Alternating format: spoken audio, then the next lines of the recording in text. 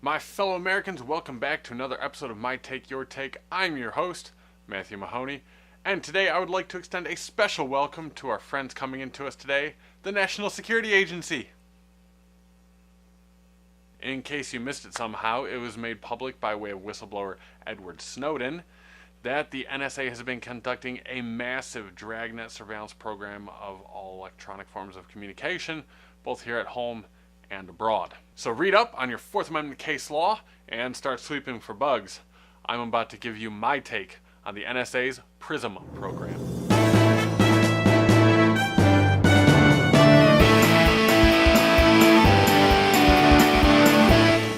The details of the PRISM program were first made public when they were released through The Guardian.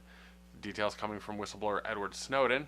It talks about how the government has been using technology to essentially sweep up and scoop up all forms of electronic communication, whether they're emails, photos, videos, Skype calls, pretty much anything. Still unknown is what methods the NSA used to gain access to these servers and the materials. In some cases, we know that they asked the company and the company just turned it over and provided it to them, but we still don't know yet if that's the same for all companies. Has the government brute forced their way into their servers? Have they set up some other forms of surveillance that we don't know about? Or is this done through some bartered business arrangement? Or by some legal court order that is obscure and secret? We just don't know. And really, why are we worried about this? I mean, it's all about fighting the terrorists. So who cares if we have to shred the Fourth Amendment along the way to do that? And who cares that this massive electronic surveillance dragnet failed to stop the Boston bombers? The founders of this country could never have seen the position we are in now, besieged on all sides by enemy forces that would seek to destroy our very way of life. Unless, of course, you ignore a long-running history of state-sponsored pirates and Native American raiding parties and the British essentially ransacking and doing whatever they want with colonists here in America. And at least we've got the Patriot Act letting us all know that surrendering your constitutional rights is the true form of a patriot. And right here, let's get to a rare moment of honesty and write this one down because it's a pretty big one and a pretty big deal. Just because something is legal does not make it right. And no one's going to like this comparison, but it's true. Everything that the Nazis did was legal under German law. Now, I'm not calling anyone Hitler or saying our government is a group of Nazis. I'm merely using this point to illustrate the fact that just because something is legal within the framework of a particular government's laws, that doesn't make it right. Now, normally this is where the White House talking points would indicate that the proper way to fight PRISM would be to do so through the courts. Unfortunately, that is completely impossible because all these court decisions are done in secret courts. The secret FISA courts, removed entirely from public scrutiny and oversight. So it looks like we'll never actually get the healthy debate that Mr. Obama was talking about.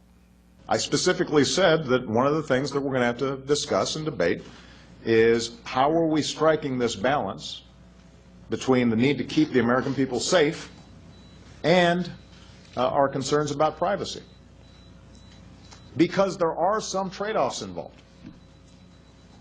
I welcome this debate, and I think it's healthy for our democracy. I think it's a sign of maturity, because probably 5 years ago, 6 years ago, we might not have been having this debate. Mr. President, if you really meant those words, then why did you wait up until now to have a so-called healthy debate on the topic? The only reason we can have this healthy debate is because you got caught doing it. And to cover your tracks even more, you've already silenced the whole thing under obscure judicial proceedings that once again remove it from public scrutiny and oversight. But since we're talking about the courts, let's take a look at that all-important Fourth Amendment.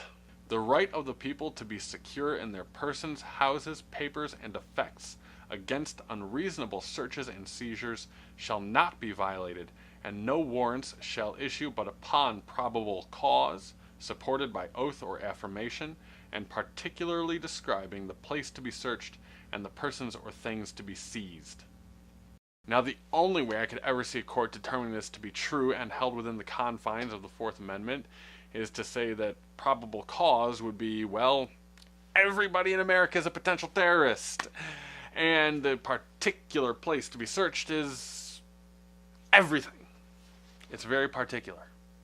One of the most compelling things about this whole mess for some people is the huge difference between 2007 Obama and 2013 Obama.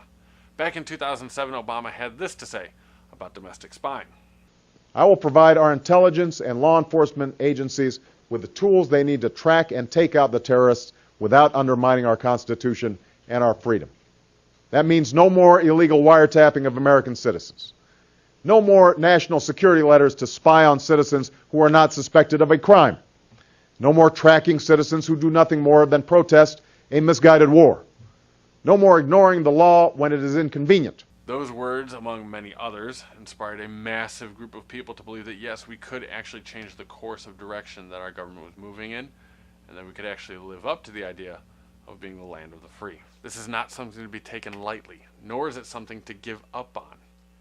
We as the people of this country need to look at the direction our society is moving and realize that if we do not tell our government where we will draw a line in the sand, then the erosion of our rights will continue until we have nothing left. If we do not unite, if we do not stand together, then have we truly earned the freedoms and liberties that we have?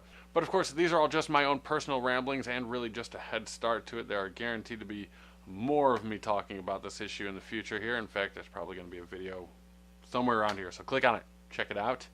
And as always, I look forward to having you carry on the discussion down in the comments below. Liking, sharing, and subscribing are greatly appreciated and always welcome. I'm Mahoney. That's my take. What's yours?